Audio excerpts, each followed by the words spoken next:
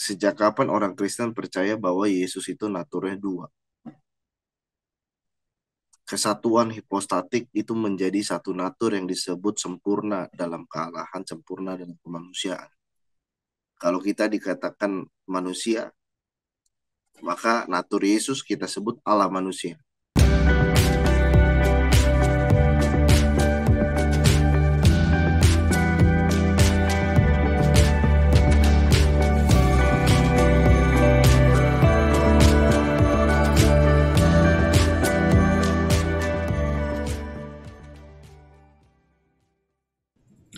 Shalom saudara, berjumpa kembali dalam Bincang Teologia.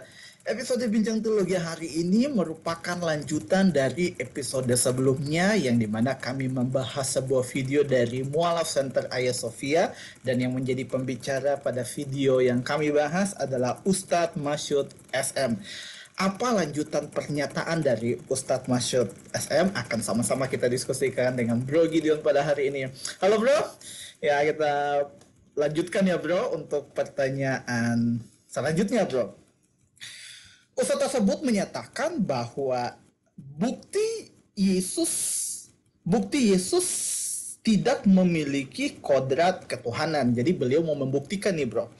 Menurut beliau di konsili Kalsedon menetapkan Yesus memiliki dua natur, yaitu 100% manusia dan 100% Allah.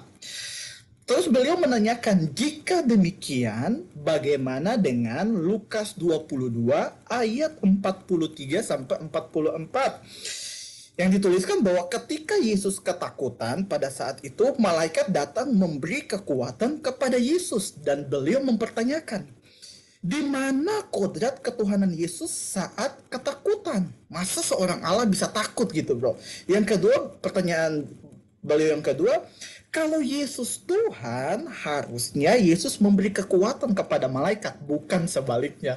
Gimana Bro menanggapi pernyataan ini? Silakan Bro. Ya, terima kasih bro.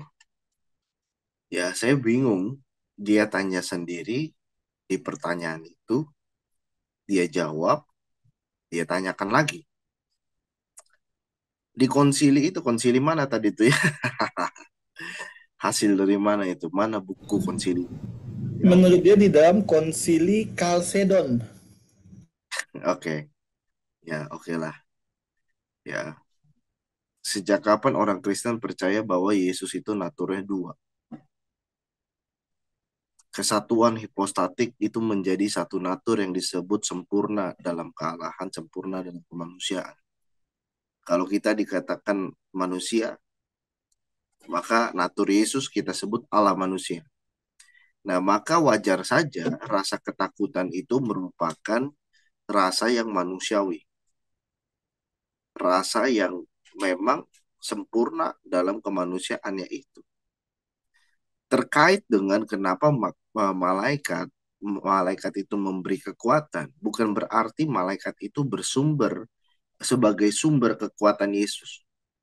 Tapi kalau malaikat itu dalam kata bahasa asli angelos itu artinya penyampai. Dia menyampaikan kekuatan penghiburan dari Bapa. Nah, kenapa harus demikian? Karena kita bisa melihat di dalam Lukas, konteksnya Yesus itu sudah mau ditangkap. Ya, di dalam menjalankan misi ini dia sebagai manusia sepenuhnya, dia juga terdapat keilahiannya. Kenapa lebih menonjol kemanusiaannya? Karena di dalam Filipi 2 kita dijelaskan bahwa dia membatasi keilahiannya, kenosis, Filipi 2. Dia membatasi keilahiannya, mengambil rupa sebagai seorang hamba. Itu sudah sangat jelas bahwa dia mengambil rupa sebagai seorang hamba untuk melakukan suatu tugas. Namun jangan dipisahkan bahwa untuk melakukan tugas itu jika ia hanya sebagai Allah, maka tidak ada yang perlu ditakuti karena tidak ada yang bisa melawan Allah.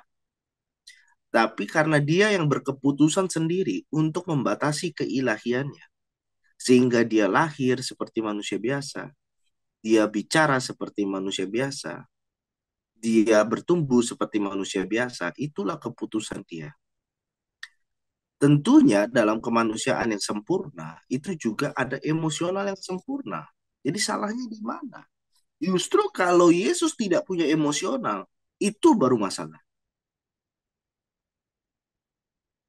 Ya, sekali lagi. Jadi baca Alkitab itu jangan cuma baca kata-katanya, Pak. Ya, tetapi bagaimana bahasa asli juga membantu menolong untuk kita membaca. Membaca dalam terjemahan Indonesia bagi orang yang tidak belajar bahasa asli akan tertolong dengan bahasa Indonesia. Namun bagi sebagian orang yang memang dikhususkan sebagai pengajar, itu harus mengambil porsi lebih, belajar bahasa asli dan sebagainya, supaya dapat bisa menjelaskan. Itu harus dimengerti. Ya. Jadi jangan asal baca kata malaikat datang seperti yang memberi kekuatan dan sebagainya. Ya kembalikan kepada teks aslinya. Angelos itu bisa bisa sebagai penyampai, ya penyampai. Bisa juga sebagai ya malaikat secara literal, angels. Tentunya yang disebut sebagai Allah itu tidak bicara lebih rendah, ya. Itu harus dipahami. Namun kenapa dia membutuhkan kekuatan dari Bapa? Ya karena itu, kesempurnaan dalam kemanusiaannya. Karena dia membatasi keilahian, dia memberikan dirinya untuk menjalani kesempurnaan dalam kemanusiaannya. Punya emosi, bisa lapar, ya, bisa haus dan sebagainya. Itu dia. Kenapa Yesus harus? Kenapa Yesus itu harus mengambil jalan seperti itu? Nanti itu ada pelajarannya sendiri. Jadi sistematika ini seperti proses yang sangat panjang dari awal sampai akhir. Kalau Bapak tidak belajar pelan-pelan, maka tentu saja Bapak tidak akan mengerti. Kalau tidak akan mengerti, pasti tentu saja selayaknya menyalahkan Alkitab. Jadi seperti itu. Thank you, bro. Ya bro, pertanyaan berikutnya bro, Leo menyatakan bahwa ayat ini yaitu Lukas 2 tadi, Lukas 22 tadi pernah dicopot dari halaman Alkitab karena dianggap ayat ini terlalu menunjukkan bahwa Yesus itu manusiawi, dan dia menyatakan bahwa keterangan ini dari Alkitab Perjanjian Baru terbitan Arnold Dusende dari Lembaga Biblika Indonesia. Bagaimana bro menanggapi ini bro? Silakan bro. Bagi saya yang terpenting adalah di mana kesejarahan bahkan sampai sekarang di Inggris dan negara-negara yang memiliki salinan-salinan tertua, ya itu menyuratkan itu. Jadi bagi saya mau zaman sekarang nggak dimasukin oleh satu pihak, satu oknum, ya terserah dia. Tapi kan sejarah berbicara, bukti sejarah berbicara. Bagi saya tidak masalah, ya, karena kita bisa melihat juga salinan-salinan tertua kok, gitu, ya. Dan juga kita harus pahami bahwa memang Yesus itu sempurna dalam kemanusiaan. Jadi untuk apa kita menghilangkan itu? Hanya untuk menolak kemanusiaannya saja. Tidak, tidak dong. Kalau kita berkata bahwa Yesus adalah Allah manusia dan memang harus seperti itu jalannya karena suatu hal yang penting, ya tapi saya nggak akan bahas di sini. Kenapa harus mengambil jalan Allah manusia? Kalau saja dihilangkan kualitas emosionalnya itu, maka dia bukan manusia yang sepenuhnya. Manusia yang sepenuhnya itu secara fisik bisa lapar, bisa haus, bisa sakit, dan merasakan apapun dengan fisiknya. Orang manusia yang sempurna dalam kemanusiaannya bisa merasakan apapun dengan emosional. Jadi bagi saya ini bagian dari kesempurnaan kemanusiaan Yesus. Jadi nggak ada menyalahkan, nggak masalah. Toh dengan adanya itu makin bagus. Ya kalau dibuang berarti orangnya yang mau belajar. Gitu aja. Demikian bro. Ya bro, pertanyaan terakhir untuk hari ini bro.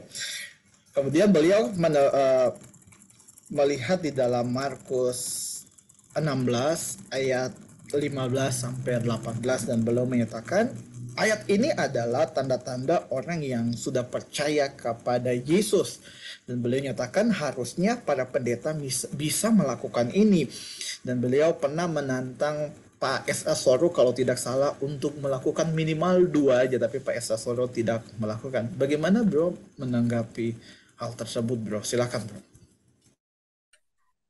Iya, tentunya orang-orang yang belajar nggak akan mau.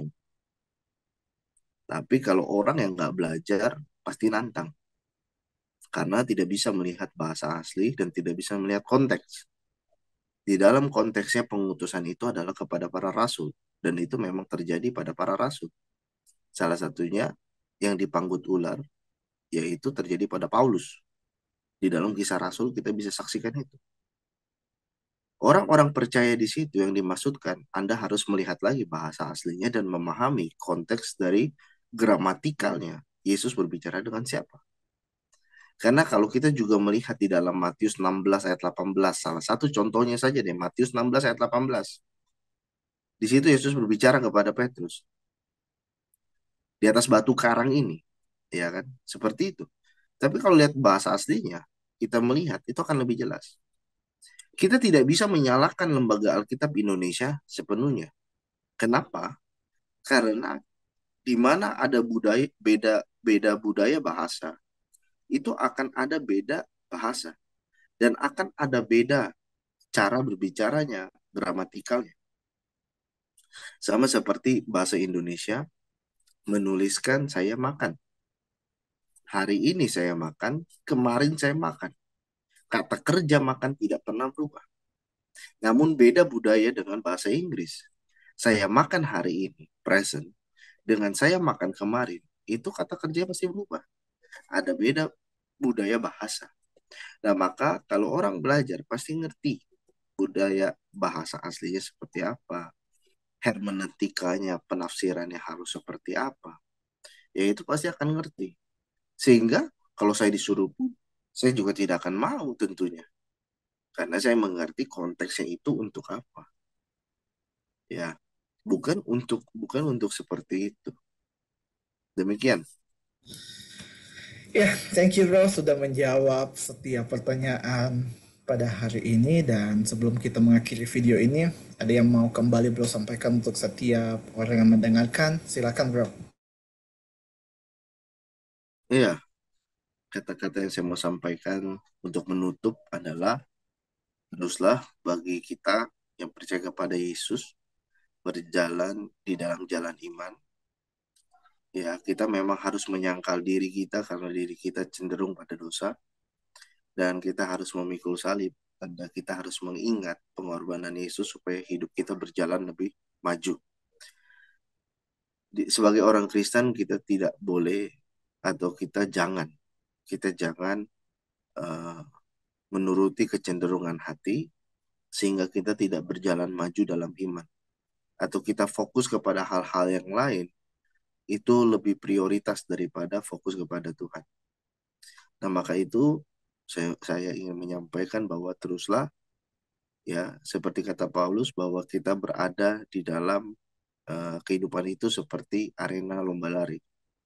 Kita berlomba-lomba, kita lari, ya maka siapa yang rajin, siapa yang belajar, siapa yang pada jalan dan fokus yang lebih tepat, dia akan mendapatkan yang konsekuensi yang baik itu lebih daripada yang lain.